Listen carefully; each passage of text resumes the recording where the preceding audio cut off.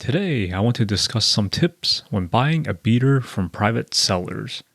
It starts with research, as there are internet forums for almost any car. Every manufacturer has good and bad model years. Ask for the VIN and check two things online: if it was ever declared a total loss and any open recalls. These are often safety related but can also involve mechanical systems that are expensive to repair on your own. Beater cars are cheap, typically $3,000 or less. They likely had several owners, and many drivers simply don't maintain their cars. People generally don't just sell a car for no reason. Engine or transmission replacement can easily exceed the car's value. Ask the seller what work needs to be done.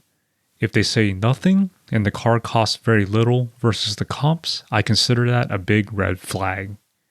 I will say this now: unless you are a mechanic, I recommend bringing one or at least someone familiar with the car you are interested in. Otherwise, you are on your own. The state inspection sticker is a joke. There are ways to get around it. They are beaters for a reason.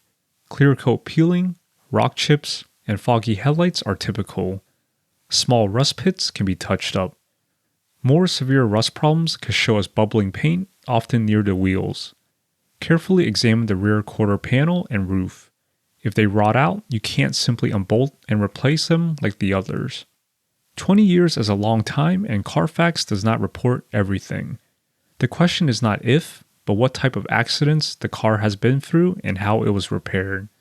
This car, you can easily spot the color difference, but that's not always the case. You can check panels for missing VIN numbers or aftermarket parts on the side that was hit. You want to avoid major frame and structural damage, but unfortunately the average person won't be able to determine this.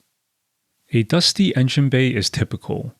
The fluids give a rough idea of how well the car was maintained. If the engine oil is black and sludgy, that's a red flag. Squeeze the coolant hoses. The rubber should be pliable.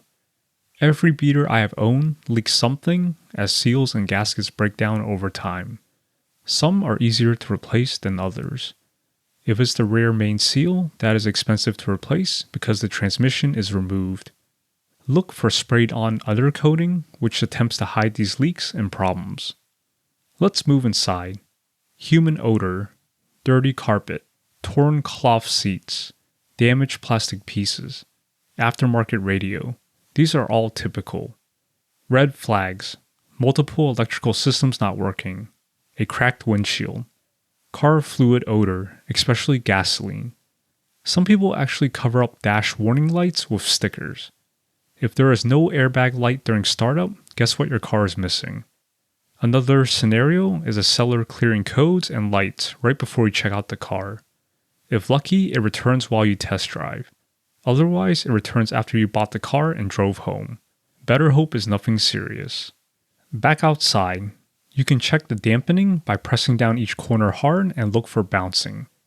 Some brake pads and rotors can be inspected through the wheel.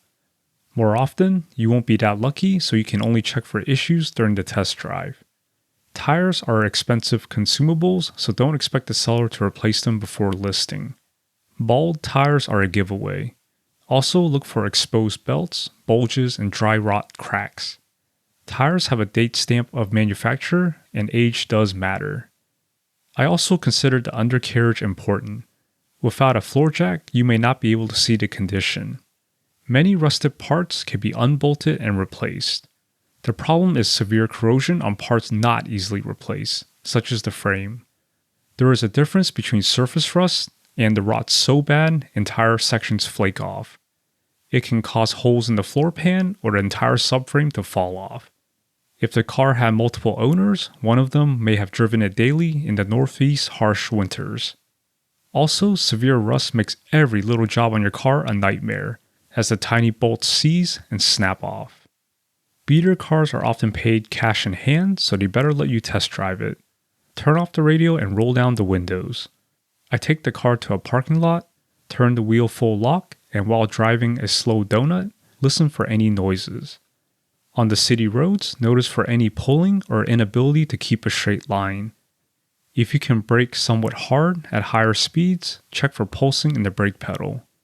Pads and rotors cost money, so guess what the seller likely won't fix for you.